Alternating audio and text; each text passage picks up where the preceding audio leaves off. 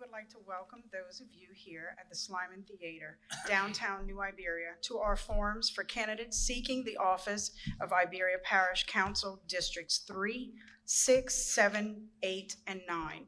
I'm Melissa Vansall, your moderator for tonight's forum. Tonight's forum is sponsored by the Greater Iberia Chamber of Commerce, Iberia Comprehensive Community Health Center, and Leadership 18. We would also like to thank the City of New Iberia for allowing use of the Slyman Theater and Iberia on Tap for providing the audio equipment for tonight's forum. There are a few announcements before we begin this evening's program.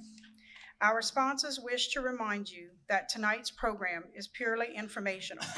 Neither the Chamber, Iberia Comprehensive, nor the Leadership Iberia program endorses any particular candidate running for office. The last date to register to vote for the October 12th primary election is September 11th.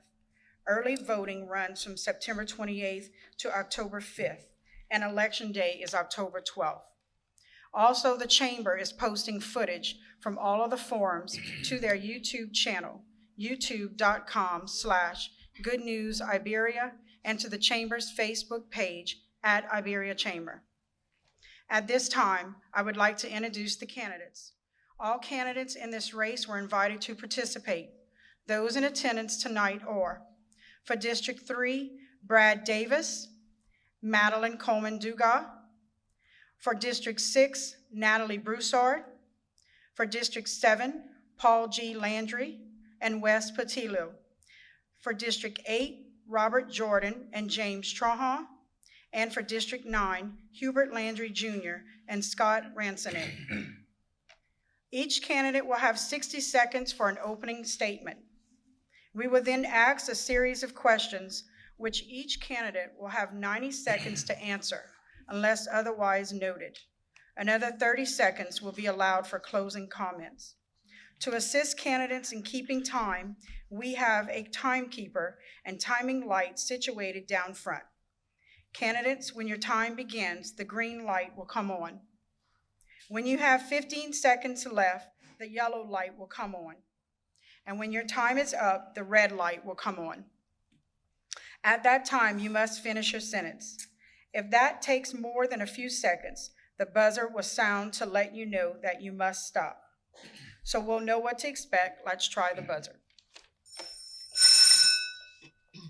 Due to the limits of time and to maintain a fair atmosphere, we ask that the audience hold any applause or other comment.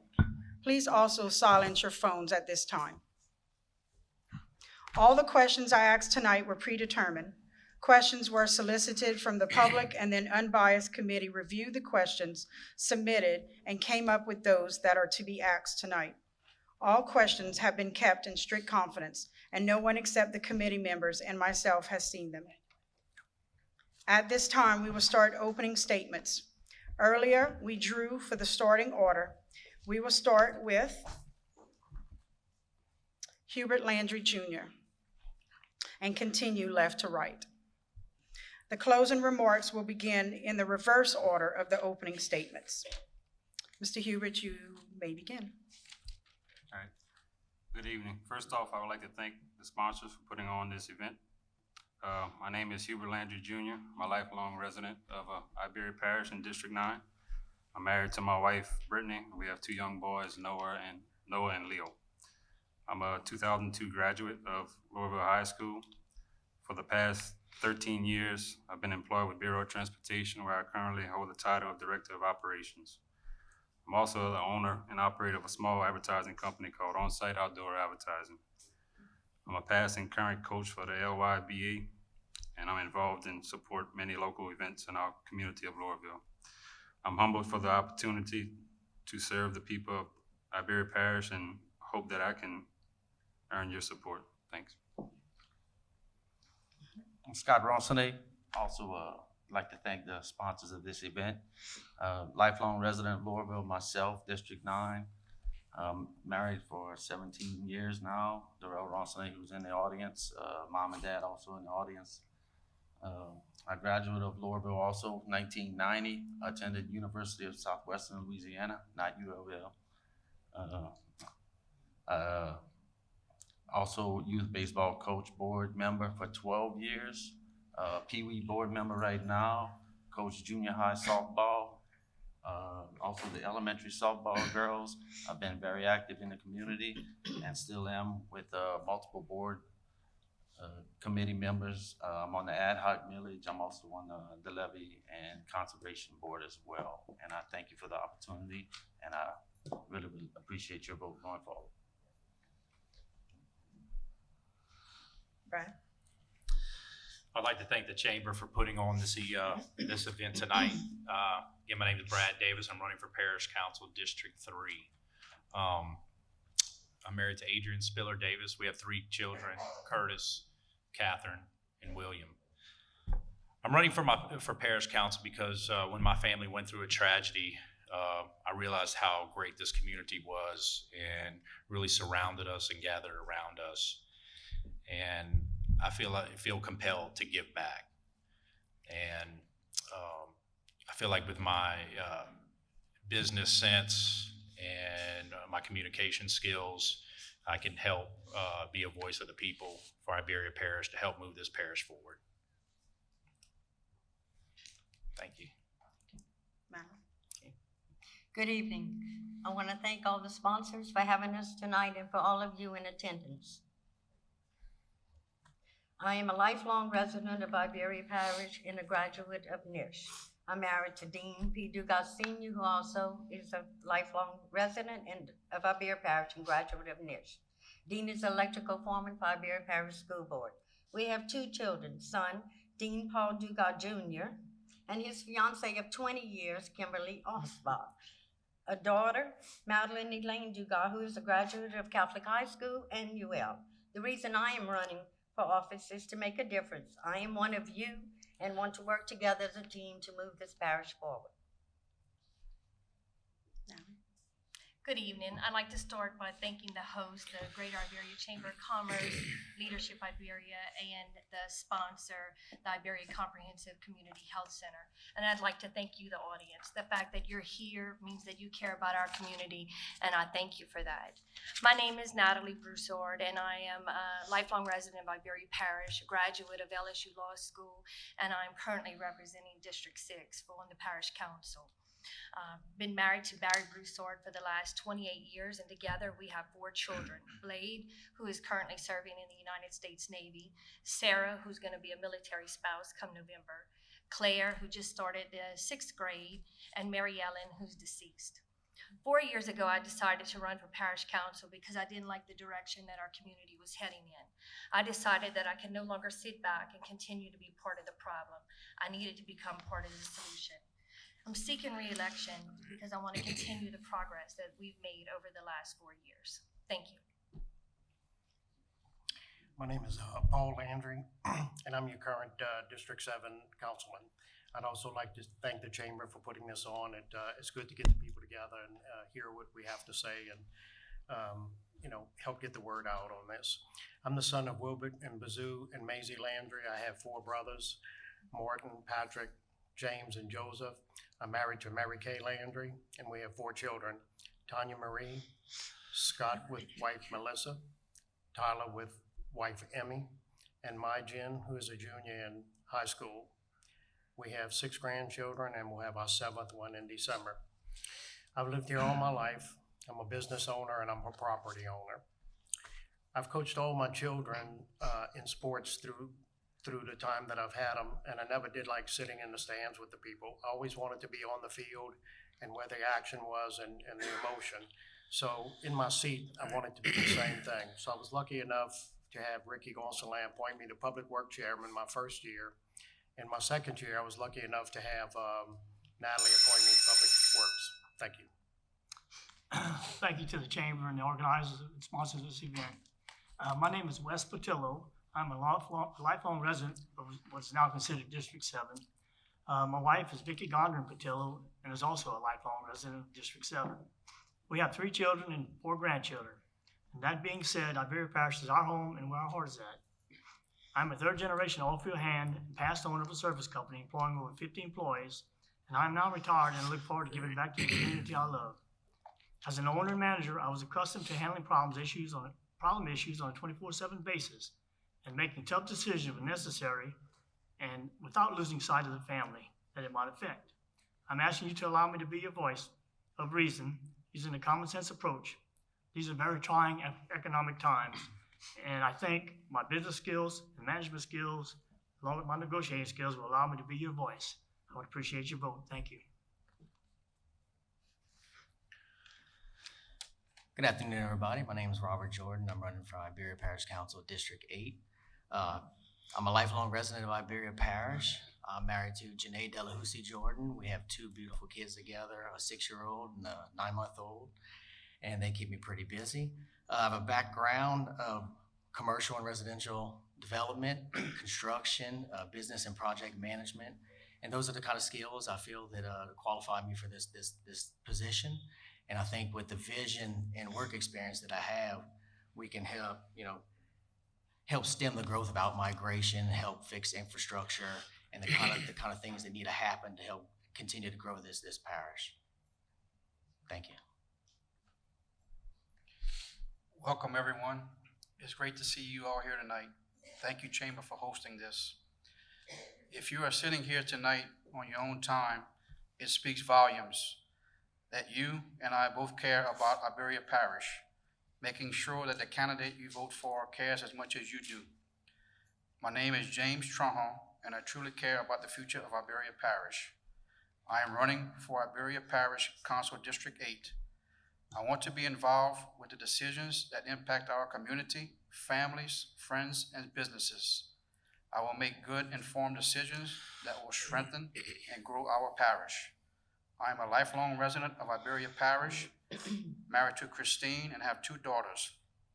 I'm a 1988 graduate of Catholic High, a graduate of Lamar University, a St. Peter's parishioner, and I'm the owner and operator of James Trunhall Refrigeration Incorporated for the past 26 years. As your District 8 Parish Councilman, I will work hard to maintain a parish that our children are proud of and will want to remain. Thank y'all. Question 1, we'll have 90 seconds, and we'll start with Mr. Hubert. What about your education, experience, or other aspects of your background make you the best qualified candidate to represent your district in Iberia Parish? Well, I was born and raised on a sugarcane farm, and at an early age, I learned what it means to, what hard work means, that you work for what you want, and don't wait for people for a handout. I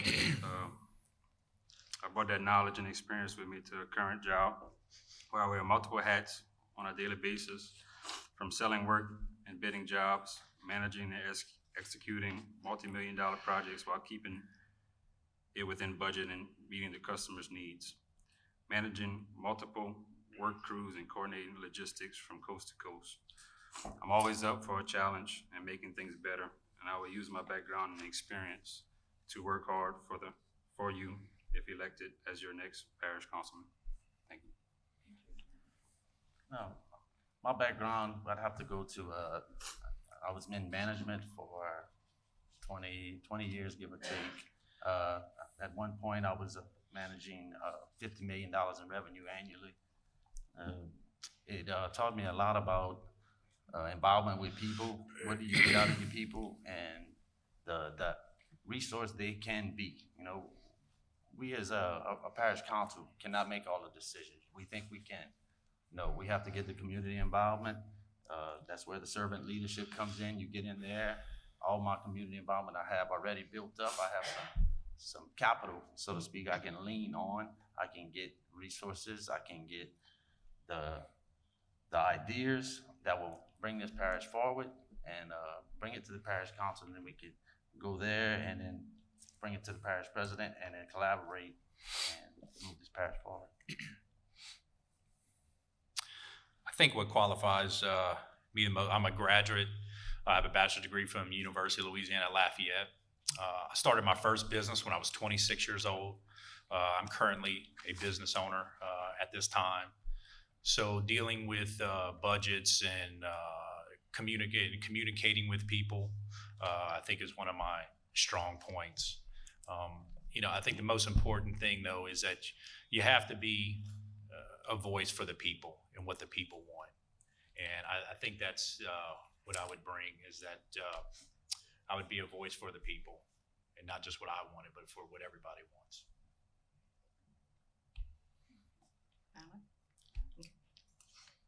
As I said before, I am a lifelong resident of Iberia Parish. I'm retired from Iberia Parish school system. I'm a graduate of NISH. I'm a graduate of Lester Mace School of Dance, member of the Louisiana Sugarcane Festival and Fair Association, and a Goodwill ambassador for the Sugarcane Festival named Sugar Lumps.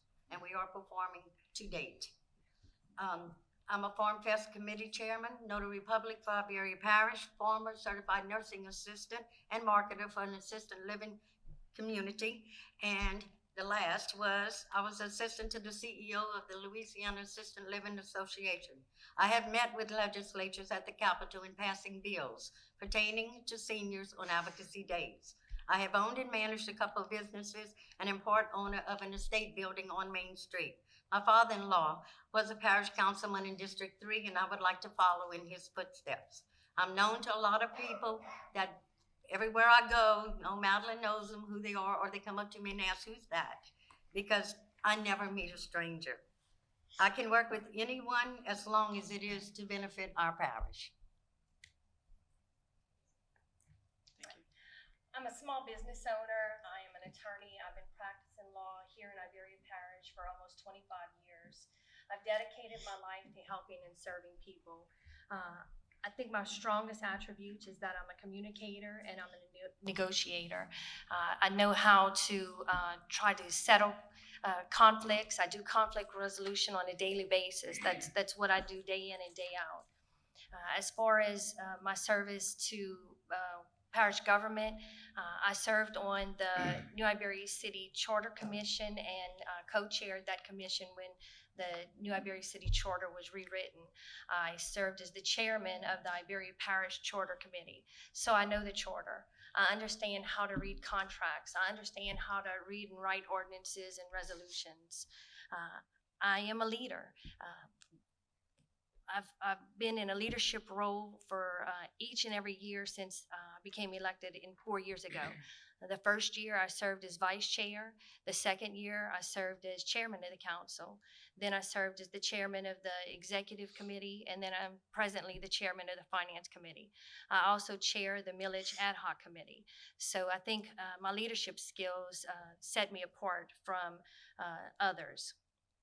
I've also helped to develop unity amongst the council and amongst the administration.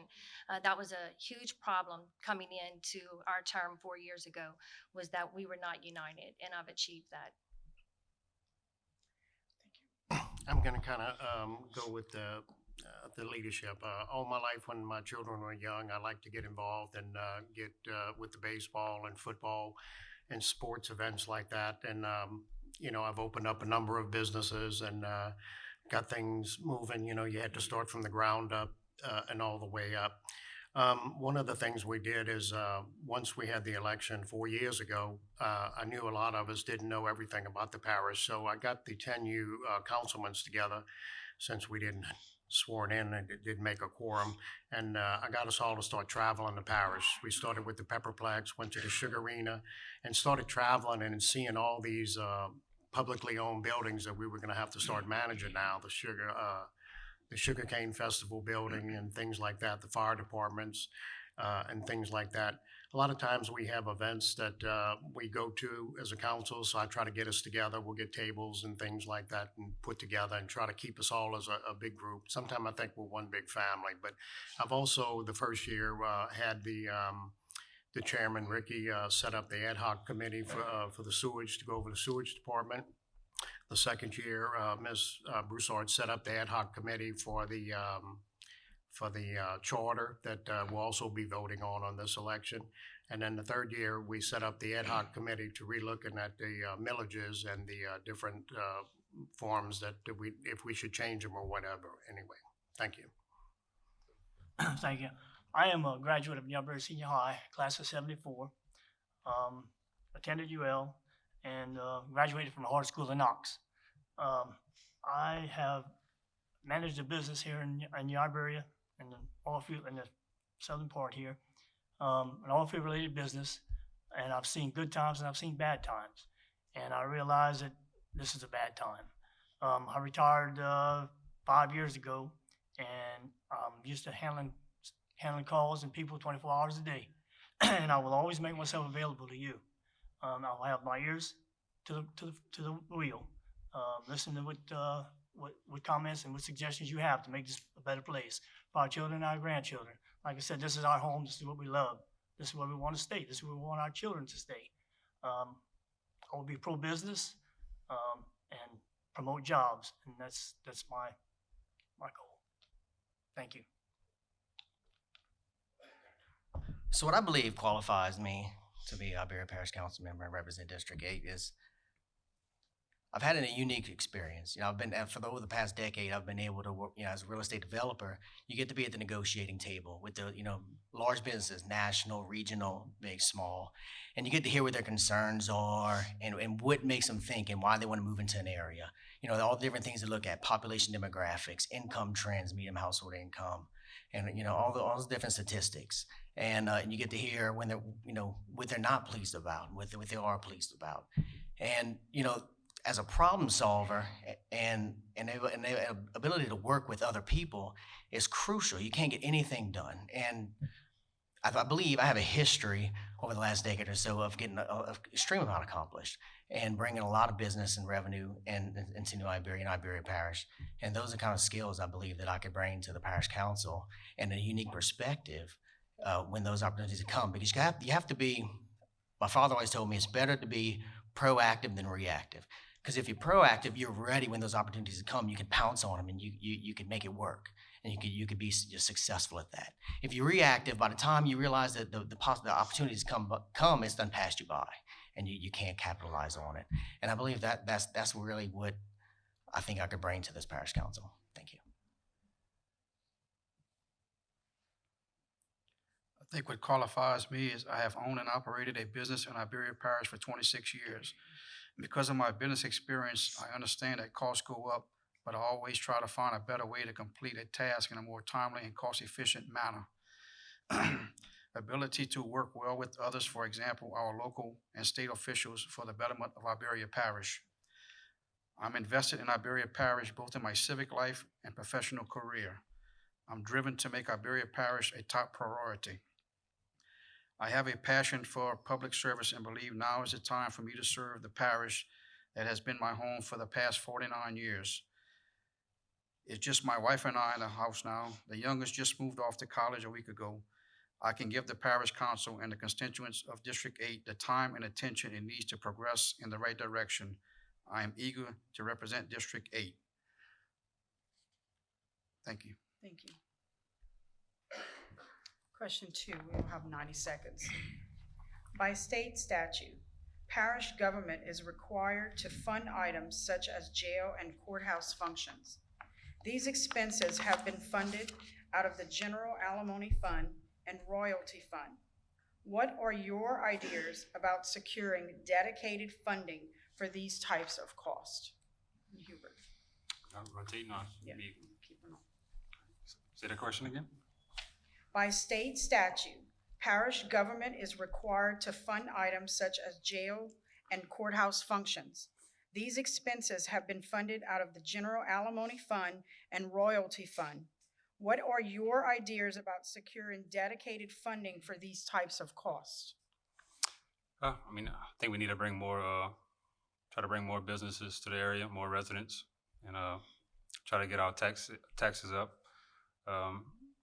And we all know that, the royalty funds are down. I don't think that's coming back, so we can't rely on that anymore. And need to push, not too sure about anything else on that, so thank you. The jail, the courthouse, all the people in the courthouse are pretty much by state statute have to be the first thing you go after. They're the critical spend. And a lot of people think, especially in this room, probably think roads are mandatory. Well, bad news, they're not. Roads come at the end. So basically, you probably have to flip that question and say, can we get some kind of dedicated spend for some of the other things that we would like to see, which in everybody's eyes, roads, drainage, certain things like that. That's what we want, but that is not what is critical spend. So if you can get some dedicated funds for those things, then you would have enough resources available to go ahead and pay for your jail, your inmates, feed them, house them, the clerk of court, the assessor's office, and then also some of that is the assessor and the clerk of court. They're actually self-sufficient somewhat, so you can lean on, I hate to say it, but fees, because when you say a fee, what do people think? It's a tax. It's just three-letter word, but it's the same meaning. But we do need to get some dedicated spending for roads. I've got beat up at least 6 times this week alone, and I will get beat up Saturday, and I'm not even on the parish council yet, okay? I know it's coming, and people want to know, what are we gonna do in District 9? Because every road, I would have an easier time to tell you which roads are good than which ones are bad right now, okay? Yeah, when it rains, you hydroplane. Some roads, you go down, you get a flat. And it's the same in every district, okay? I'm not just picking on District 9, that's just the one I'm gonna represent, hopefully. But yeah, we do need to get some dedicated funds for roads. Thank you. And I think this is one of the issues that's been so,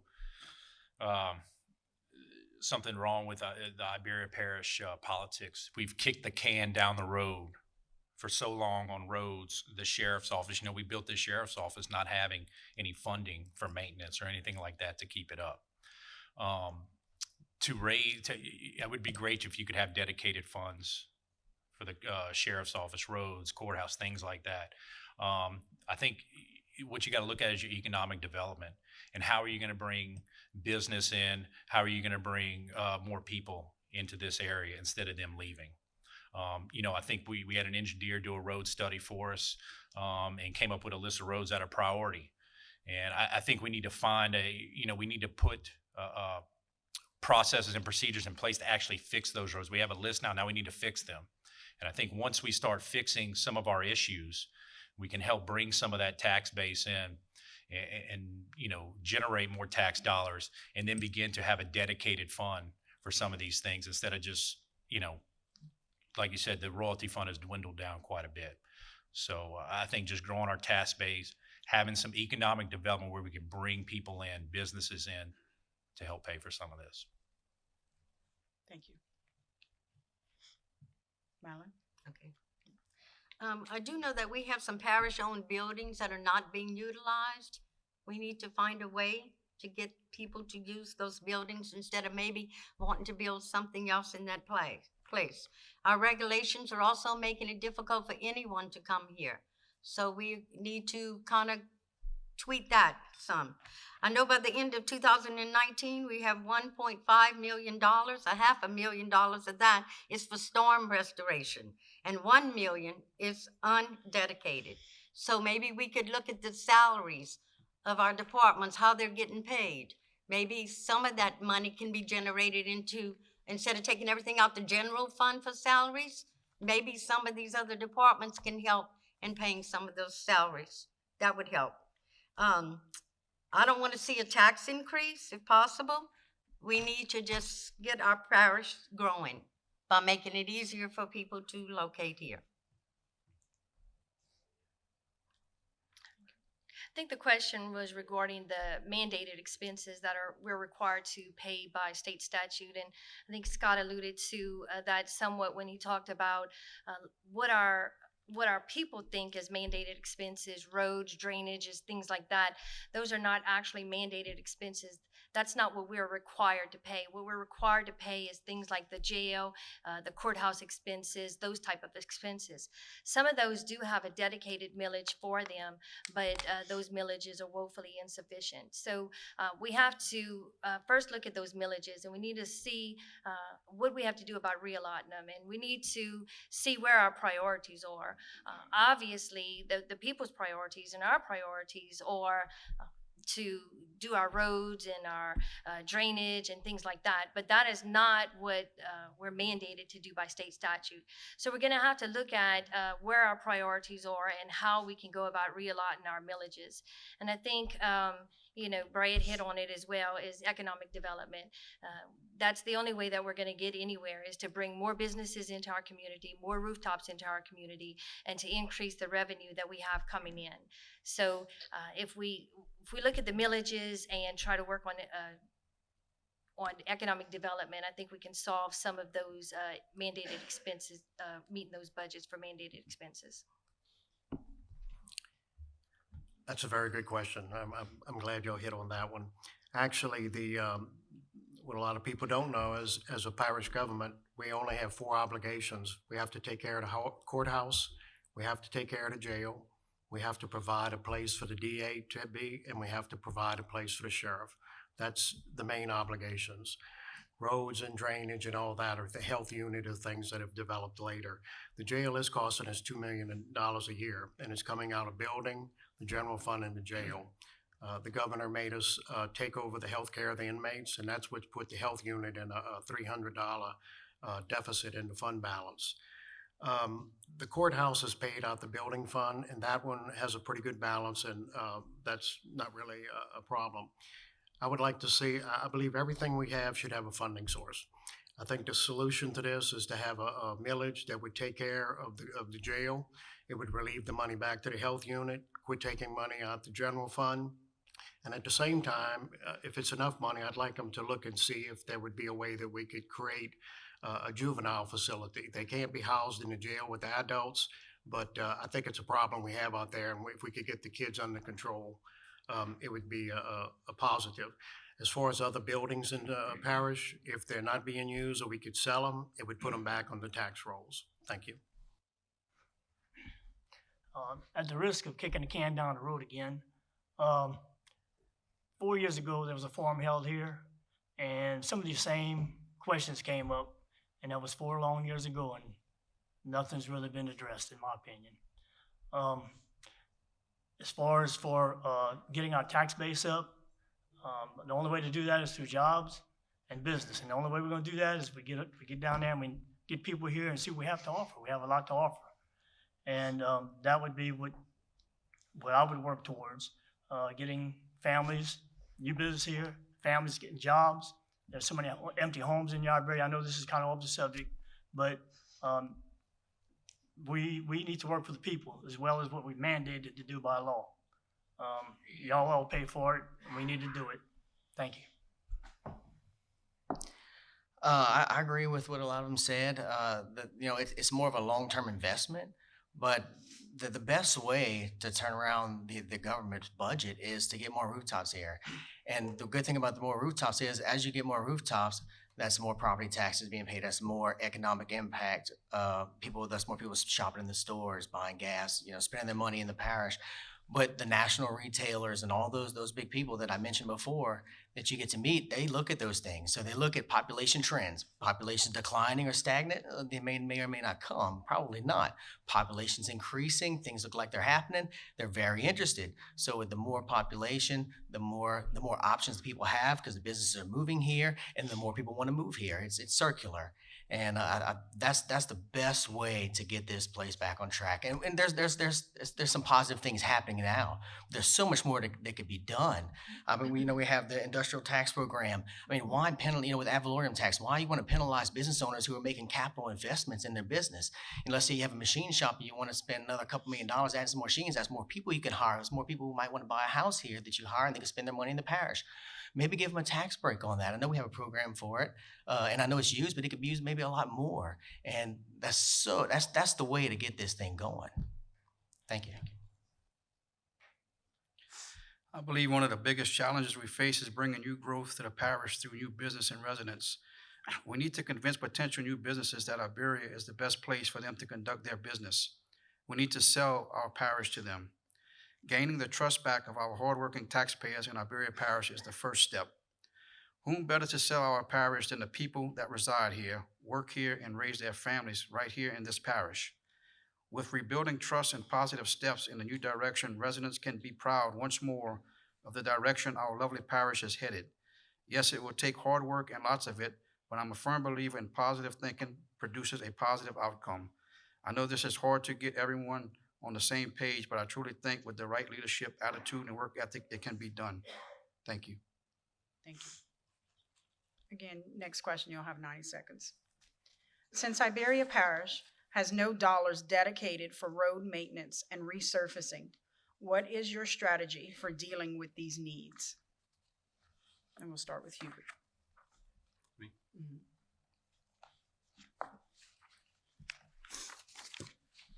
I think one of the main things we need to concentrate on is paying off current debt. We need to possibly review the current millages and come up with some type of way with dedicated funds for roads through other avenues of funds. I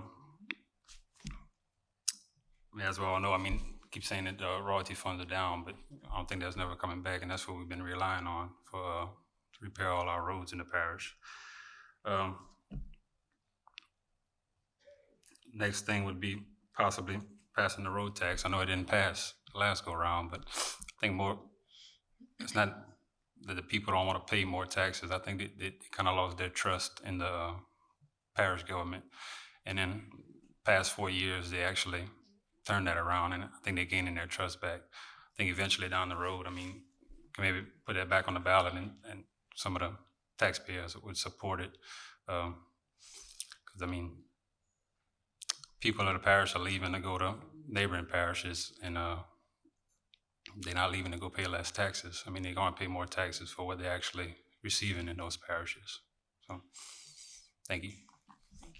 I would think you'd have to get the state involved somehow. The amount of money we talking to fix the roads in District 9 alone is astronomical. When you add the whole parish, we're really in a bind. But I'm actually gonna agree with Hubert right here. The road tax, call me crazy, but I think it can pass. When I did a study and asked people, why do you think the tax didn't pass the week after? That way it was fresh in everybody's mind. A lot of people said, 1, I didn't know. 2, it wasn't promoted. And because of that, you lost my trust. Now I thought something was fishy and y'all were hiding something.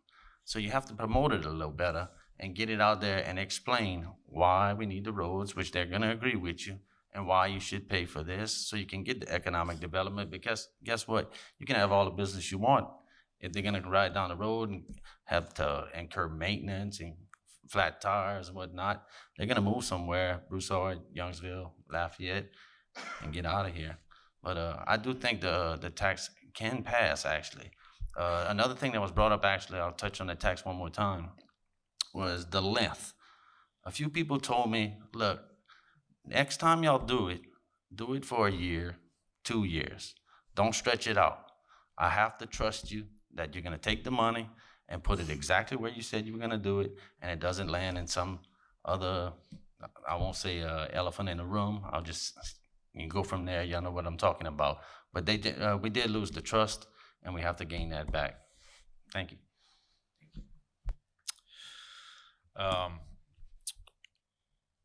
Again, I think this goes back, it kind of works hand in hand with the economic development, bringing in some tax base. And I think that we need to look at how we're spending the money we do have, spending it wisely. Roundabouts are really nice, but if you can't get to the roundabout because your tires are falling off the wheels, it doesn't do much good.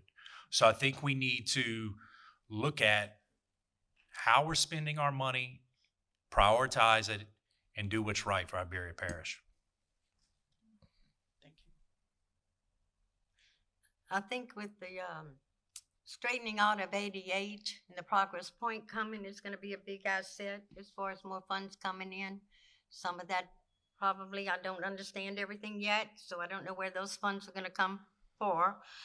Paying off the debt, yeah, that is a big problem, and the road tax. I know there's grants out there that maybe we're just not looking at, or pushing the state, going down there to the Capitol and maybe pushing for something. I really don't think that's been done enough. And maybe if we did all of that. So that's it. Thank you. Well, obviously, everybody knows that we have no dedicated funds for roads. We have been paying for our roads through our royalty fund for the last several years.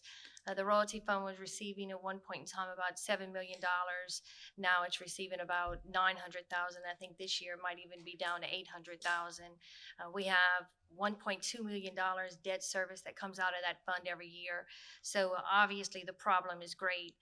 The good news on the horizon is that one of those debt services that is about $800,000 a year will be paid off by 2023. So there is some light at the end of the tunnel that we will be seeing some relief pretty soon there. So hopefully we'll be able to get some relief in the royalty fund soon. But I think the only way that we're going to be able to address roads is through the millages. We tried the sales tax and that failed. I hear my colleagues, or I think it was Scott who was saying, people were saying maybe if you do a shorter length, and that might be a good option. But I respect the voters, and I respect the decision that they made, and they don't want a sales tax. So I really think it's back to looking at our millages and reallocating our millages and seeing what we can do and reprioritizing and see where do we want to put our money and what's most important to us. We can also look at using some of the TIF dollars, and that's what TIF's about, doing it for economic development in roads and not for luxury items. So we need to spend our money properly. This is one of the problems when you're the chairman. You pick a friend to be the finance director and she knows all your answers on your paper. So that's shot. So basically that's it. We lived off oil for a long time and the oil ain't there. You know, we should have a funding source for everything, and oil fund, royalty fund was just something we take $1 million or $2 million out and go ahead and fix some roads and things like that. And what Natalie said is we're getting 900,000 and we have 1.4 million in debt service. So we're losing $500,000 a year. I was at the courthouse this afternoon looking over some things, and we went on that subject to see how we were going to look. Whoever's elected this time, last year, the road bond will be paid out, and we'll have an extra $800,000 a year after that. But for these 4 years, it's just going to be tight, you know, and there's no money out there. If we start taking money out of royalty like we did before, then we're not going to make 2023. And one of the things I like to let people know is that if we miss a bond payment, the state comes in and take over our financial department, and bonds are paid before payroll. So someone has to go out in the field and tell that excavator driver that he's not getting paid that week. So it's one of the highest priorities we have. The general fund is low on money. The royalty is being sucked up. So, I mean, it's just going to take some kind of funding for us all to get together to figure it out. But it's a tough one. Thank you. I guess my question is, where's the vision? This oil and gas royalty fund has been going down for over 7 years, and we just looked at a tax initiative, a year or so ago? And I honestly feel that people aren't going to pass any more taxes until we can show some fiscal responsibility. Somebody needs to step up to the plate and say, look, these are hard decisions. This is what has to be done. We need to promote business, but yet we need to understand that the money's gone. Okay, I don't have the answers to where we're going to get the money. I don't have that. We'll have to work on that. But I can surely say this has been going down a long time. I don't see any in the council addressing it. We just wake up one morning and say, oh, we're out of money.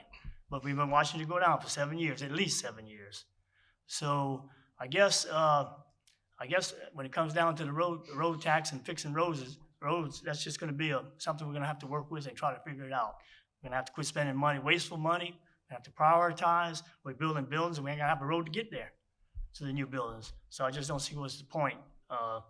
It's going to look good on paper, but it's going to look good in the pictures. But when you tear your core up, getting to the building, what's going to happen then? So that's how I feel. That's how I think. Thank you. Yeah, my back and neck remind me about our road problems almost daily, when I get home at the end of the day. But, what concerns me about an additional tax, the jury's kind of still out with me on that. When I look at, I know our sales tax, at least the statistics that I've been able to find are in decline. Property tax is in decline. The oil royalty obviously has been in decline at some time. And I know we're not the highest tax parish in the state, but, we already have an out-migration of business and residents already. I'm kind of hesitant to pass the tax. Let me share some statistics with you, or some numbers. From 2010 to 2017, Broussard grew by 42.5%, Karen Crow by 16%. This is population. New Lafayette by 4%, Scott by 3%, Youngsville by 60.7%, in population.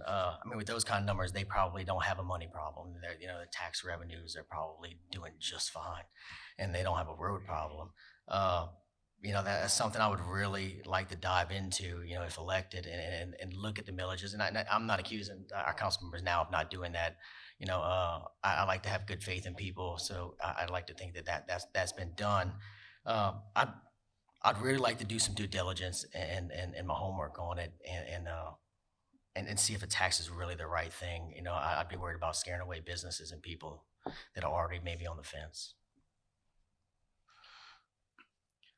Our road problem didn't happen overnight, and it won't be fixed overnight.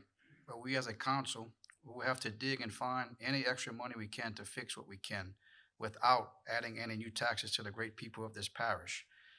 I would like to see the parish look into the possibility of maintaining and resurfacing our roads ourselves.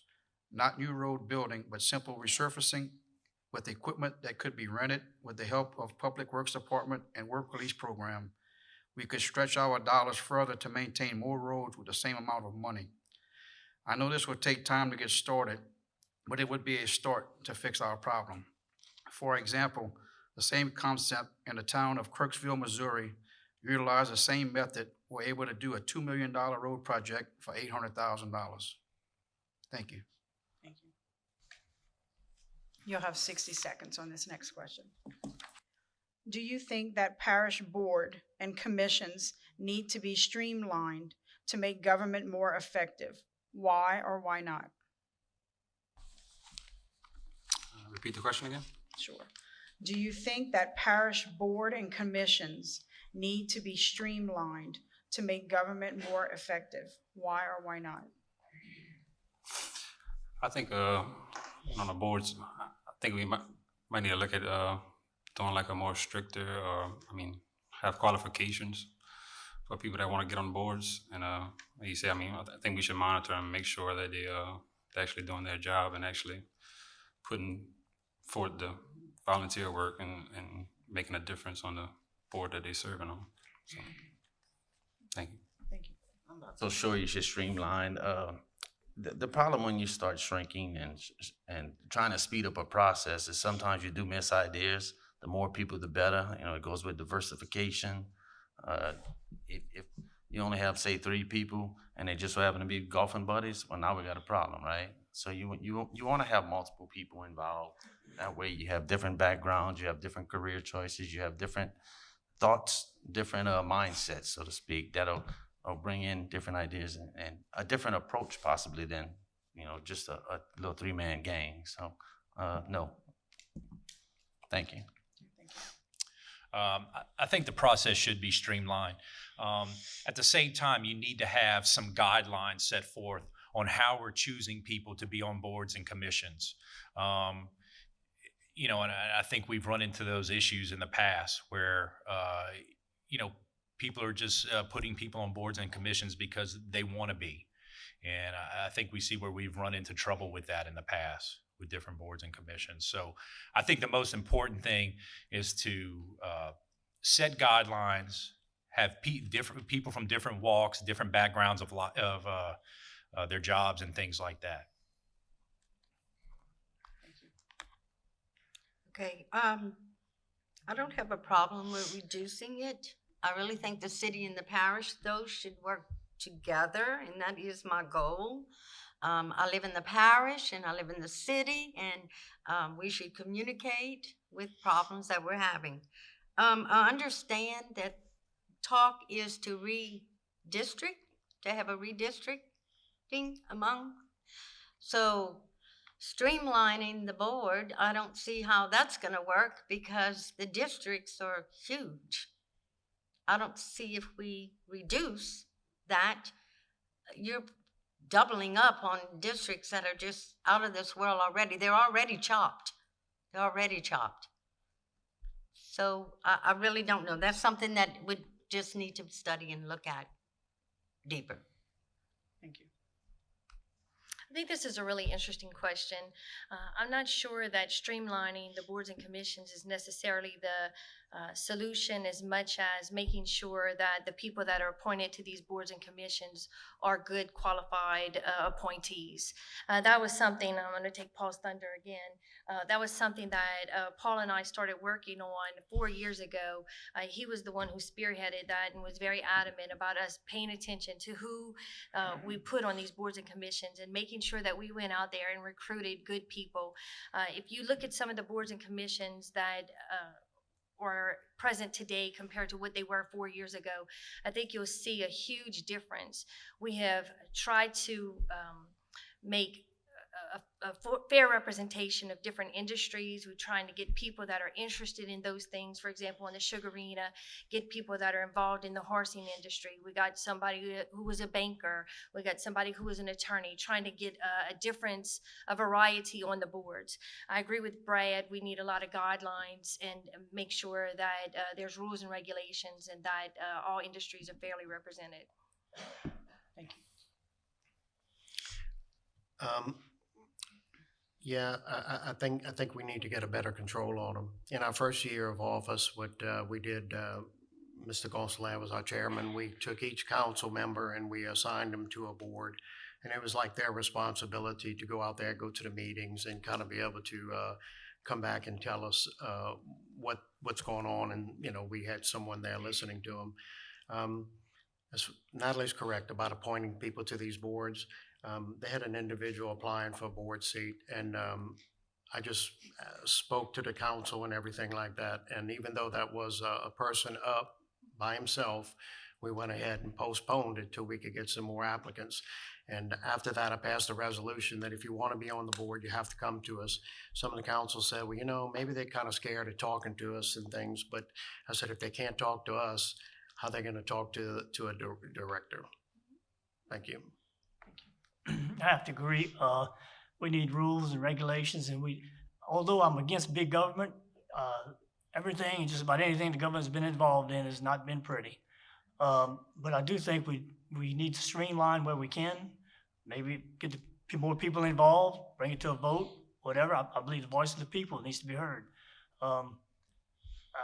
It's one of those issues where bigger is not always better, you know. So I would probably work to streamline. At least I'd be open to visit the idea anyway. Thank you. You know, I'm not sure about the streamline. I absolutely think there needs to be an application process and a vetting, you know, it may be a really tight, strict vetting. You know, I think in the past, there's been a lot of people who've gotten on boards and then, you know, somehow petition to get their cousin or their best friend on board, maybe because there was some kind of benefit or fringe benefit on maybe it offered health care. And I think it's been abused in the past. That definitely needs to be changed. You know, the application process needs to be, you know, quite in detail to make sure that person is qualified for whatever position they're looking to hold on any board. They need to have something to contribute. They need to be able to prove that they're an upstanding, you know, citizen, and this is not going to go, you know, and embarrass whatever position that they have. I definitely think that needs to be in place.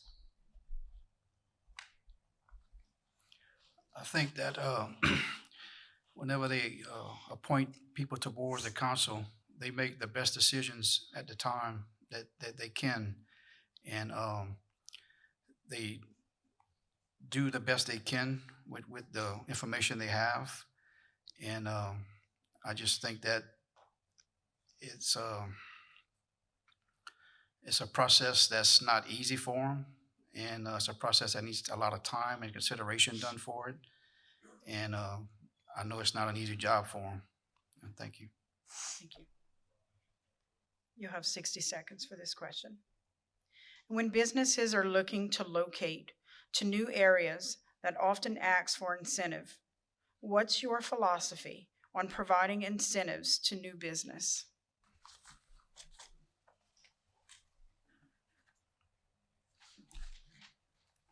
We'll start with you, Hubert. Repeat the question again? When businesses are looking to locate to new areas that often ask for incentive, what's your philosophy on providing incentives to new business? I think incentives are a good thing to offer to new businesses come to the area. I think we just got to be careful on which businesses we offer it to. Need to make sure that the actual business coming to the area is bringing long-term investments to Iberia Parish, and in the end, we'll both benefit from it, the parish residents and the business. So, thank you. Yeah, I would hope that before they even come to us, we have the infrastructure in place. That there's been some talk, and I see a face in this room, I'm not gonna point him out, about the airport, and with some possible people wanting to lease spots or with a small investment on our part. And I actually agree with that. But yes, the tax incentives, I've seen it work in other parishes north of us. Y'all know who I'm talking about. They'll give breaks. Actually, the company I worked for had a 10-year tax break, 0. But they brought in hundreds of jobs. So it's a long-term investment. You're going to pay up front. The whole object is they stick around for 30 more years. My kids, your kids, they benefit from it. And we have to have a long-term vision. It can't be short-term. So, a lot of people don't think that 30 years down the road, we need to. That way this parish can prosper for the long term. Thank you. I think it can be a good thing, depending on what the business is bringing to the table. The governor has sent the industrial tax exemption down to the local municipalities now. So if a large business wants to move in here, they have to, the sheriff's office, the school board, and the parish all have to agree to give them this tax exemption. The parish could say, yeah, we're going to give them the tax exemption, and the school board could say, you know what, we're not doing it. And it makes it tough for businesses to want to come here if you can't get all three on the same page. And that's why I feel like the governor needs to take this tax exemption back to the state and let the state decide, instead of having these three different entities having to decide on it. But I think it can work as long as they're creating, long-term permanent jobs, and you put a max on it, on the amount of years that they get the tax exemption. Yes, we do need to have more of that. Bagwell Brothers was here years ago. They left, they're back. And they got a tax incentive, and they have a contract that was signed to stay here for X amount of years and plan to purchase more land next door to them. So yes, we need to do that and maybe get some more businesses back that way. So I do agree with that. And as Brad said, the industrial tax exemption has been turned over to the local governments, and since that has happened, there have been several that have come before us to approve. Most of those we have approved. When we look at those, we look at a lot of things of what they're bringing to the table. What capital investment are they making into our parish? How many jobs are they promising to bring to our parish? Are the employees going to be local employees, or are they going to be employees that live outside of the parish? Are they going to be spending their payroll? Are they going to be spending their money within our community, or are they going to be spending their money outside of our community? Those are all things that we have to look at when we're considering it, and you have to weigh the pros and cons. I don't think that every one that applies may be a solid application, but we have to look at each one and analyze it on a case-by-case basis. But I do agree with Brad that the way it's set up now, that we have to get all three entities to approve it, is very burdensome on businesses, and it's making companies want to go to our neighboring states and not stay with us. So that needs to be reconsidered. Yeah, it's ITAP, it's the Industrial Tax Exemption Program, and I sit on the IDF board for representing the council. And what Mike Tarantino has done is he's got us together, and when we get these requests coming in, we sit as a group and we start, just like Brad said, it's the council, the school board, and the sheriff's office. and a couple other people, and we start looking at it. They have benchmarks that these people have to hit, number of employees and different things like that, what they invest.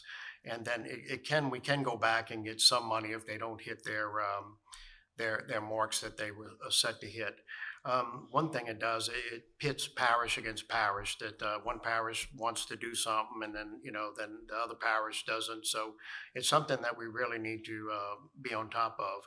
We've also been working with some companies with a free trade zone out at the port, and that's been pretty successful. So I guess my time's running out. Could you repeat the question, please? Sure. When businesses are looking to locate to new areas that often asks for incentive, what's your philosophy on providing incentives to new business? Well, my job, all along, my idea has been we need jobs, we need new business, and we need jobs. However, incentives are only good if everybody's on the same page. To give somebody an incentive and they're not bringing, business and economy to the parish, then we don't need them. Basically, anytime, and there again, like they said, to get three people on the same page is almost impossible. And it's a lot of work, a lot involved. But again, it needs to be weighed on an individual basis and looked at, see what the incentives we're given and what are we getting back? What is our parish going to receive? Thank you. Thank you. So as I stated earlier with the falling sales tax and, the property tax, without migration and whatnot, I think, Iberia Parish needs to be aggressive with it. Maybe once, businesses are knocking down our door, we can afford to be a little more picky. A lot of people don't understand is a lot of these big corporations or national retail brands and all that, they can go anywhere. Why would they want to spend their money here? So you need to have incentives for them. There needs to be things in place for them that allow us to compete with our neighbors. That's the only way it's going to, whether it's through the industrial tax program or TIFs or even spot TIFs. There's a lot of examples of small towns or, towns our size that are doing great economically because they're aggressive. Maybe they waive all the permit fees. There's a lot of things and, the different diversity of things that could be done to try to get those large people here, those large companies. Thank you. Yeah, I think the tax breaks for large businesses needs to be something looked at very carefully. I believe that it would be something that we'd have to look into to make sure they're spending as much money as they can in Iberia Parish to buy products. The people who work for them, try to live here as much as they can, put taxes back in our community to get our money back from them. Maybe they can have some kind of agreement where we can audit their books every now and then to see exactly what they're spending and where they're spending it at. Thank you. Thank you. You'll have 30 seconds for closing remarks, and we'll start with James and go this way. Bottom line is we live in a great parish. I'm eager to represent the constituents of District 8 and promote proactiveness within the parish. Let's work together to make Iberia Parish an even better place to live, work, and play. As much as I love our parish, there's still work that needs to be done to continue moving us in the right direction for both citizens today and future generations. This is where I grew up, where I went to school, where I've raised my family. I know that what this parish is, I know what it has been, I know what it can still become. That's why I ask for your support and vote for Parish Council District 8. Thank you. Yeah, Iberia Parish is a beautiful place. We have a lot to offer. Great diversity of people, wonderful people. I mean, some of the nicest people on the planet, the nicest people, if you ask me. We have a lot to offer. So, I think if we're aggressive, and I think I could bring that. I think I could bring vision. I could bring the ability to work with others to achieve a common goal, and the common goal has to be not only to fix the ailing problems, the infrastructure, drainage, and whatnot, but also the growth that Iberia Parish needs so my kids, your kids, can be proud of the place they call home and not want to leave to our neighboring parishes or Texas. Thank you. Let me say, I don't have all the answers to the problems facing our parish, but we're in an unavoidable train wreck, and it's about to happen. We need more vision, and I know people will not support taxes until we can show fiscal responsibility. We need to get right, stop the spending problem, move forward, keep our kids here, bring jobs here, and promote business. And this is what I want to represent you. Thank you. I'd like to start off, asking for your vote. I put in a lot of time. I think I have the leadership to continue on here. And I'd like to tell y'all who the hardest worker is in District 7. It is not me. The hardest worker in District 7 is Mary Kay Landry. I get up at 5:30 and leave the house every morning, and a lot of times I don't come back till 8:30, 9 o'clock. Last week, it was 4 nights out. And if I didn't have Mary Kay behind me, supporting me in this job, I wouldn't be able to keep doing it. Thank you. Thank you. When I was elected, I walked into a government that was riddled with conflict, division, and chaos. Over the last 4 years, we've managed to somehow overcome it, largely, not completely, but we can't go back. My presence here tonight shows that I'm dedicated to keeping the politics of a few from ruining the progress of our parish. We're on the verge of something great. Iberia Parish really is. Please help me to continue to make Iberia Parish a place that we can be proud to raise our family and live in. And vote for me, Natalie Broussard, number 101, on October 12th. Thank you. Thank you for your time, and please consider me, Madeline Coleman Dugan, number 100, for your District 3 Councilwoman on October 12th. And let's as a whole move this parish forward and work together to make this happen. I am from here and will do my best to make you proud. I'm not a politician. I want to be your public servant, and I'm running this campaign on my own merit. Good luck to all the candidates, and let's not forget our veterans and all other entities who make it possible for us to be the land of the free and the home of the brave. God bless all of you. And one more statement. Please, let's everybody keep Kathleen Babineau Blanco's family in our prayers. She was a wonderful governor and friend. Again, I'd like to thank everybody for coming out tonight. And if you're ready to be proud of the people who represent you, please vote for me, Brad Davis, on October 12th. Thank you. Thank you. Yeah, thank you to everyone who did show up. Y'all don't have to be here. That proves that y'all care. And I care also about the Iberia Parish and District 9 in particular. I feel with my leadership through all the boards and committees and involvement in the community, I have the resources, I can get the knowledge, I can get the ideas and bring them to the parish council and then move those certain ideas forward to make this a better parish. Please vote Scott Ronsonet, District 9, Parish Council. Thank you. Thank you. I want to thank everybody for coming out tonight. You said earlier, I think the parish is moving in the right direction. I want to be part of it the next 4 years to keep it moving in the right direction. Appreciate your support on October 12th. Hubert Landry. Thank you. Thank you. This concludes tonight's forum for the Iberia Parish Council Districts 3, 6, 7, 8, and 9. We certainly appreciate the time and effort put forth by the candidates here tonight, and we'll give you a round of applause.